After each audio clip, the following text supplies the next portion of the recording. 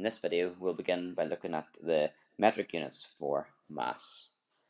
So when you weigh yourself, you'll hopefully not be 1 ton, but maybe something like a car or a lorry would be weighed in tons, or the loads in tons, and 1,000 kilograms would make up a ton. Now you may be weighed in kilograms yourself, 40, 50, 60, 70, 80, and so on, kilograms. 1 kilogram would equal 1,000 grams. So grams is a bit smaller. Maybe things that you would eat would be measured in grams. Maybe things like you get a cereal could be 750 gram box or a 500 gram box of cereal. Sometimes a kilogram box of cereal. So 1 gram is a smaller unit, and 1,000 milligrams make up a gram. So milligrams are very small. Quite often, if we had something like a medicine, would be very small amounts, or if there's traces of ingredients in food, they would be in milligrams.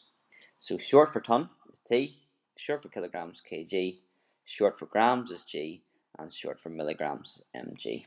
You need to know those ones, metric conversions. So write these in your notes and commit them to memory. Easy enough because they're all 1,000. Example 1. Convert 0.6 kilograms into milligrams.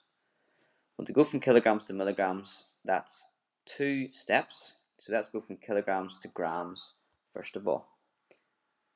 There are 1,000 grams in a kilogram, so we times by 1,000 to work out what 0.6 kilograms would be in grams, and that would be 600 grams. And then when we've got 600 grams, there's 1,000 milligrams in a gram, so you'd have to times that by 1,000, and you get 600 and 3 more zeros.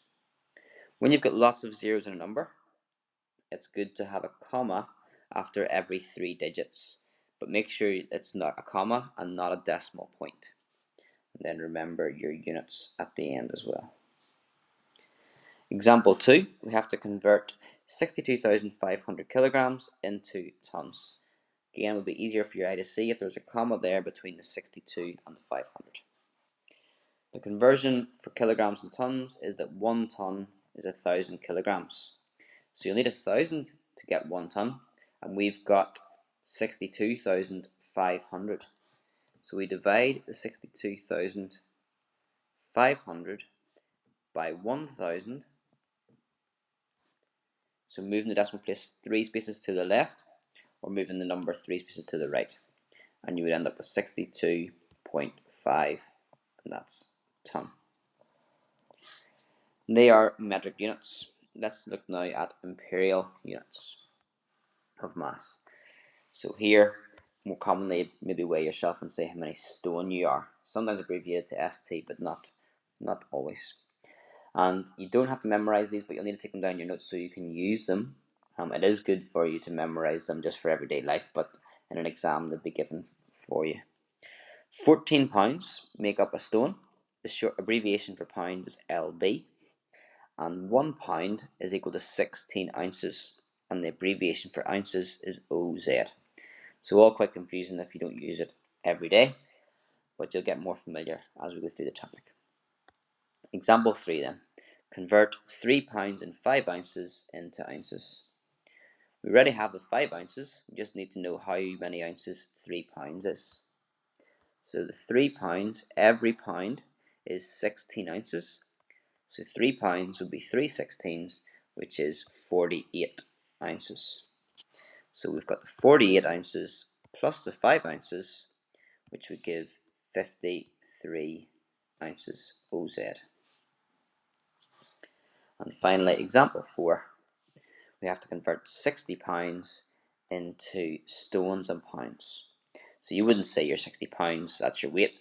You would say how many stones you are and how many pounds afterwards. So we can see there that 1 stone is 14 pounds. So we want to see how many times 14 goes into 60. So I just have a guess. Instead of doing long division, I would have a guess. So 14 times 4 is 16, and 4 times 1 is 4, plus 1 is 5, 56. So it's close. Definitely fits in 4 times. So 60 pounds is 4 stone. But you can see there it's 56 pounds is 4 stone. We have 60 pounds, so there's an extra 4 pounds left over. So we just write that as 4 lb. So 60 pounds is 4 stone and 4 pounds. So to go from pounds to stones, you have to divide by the number of pounds in a stone. And I divided 60 by 4 to get 60 divided by 14 to get 4, and then remainder 4.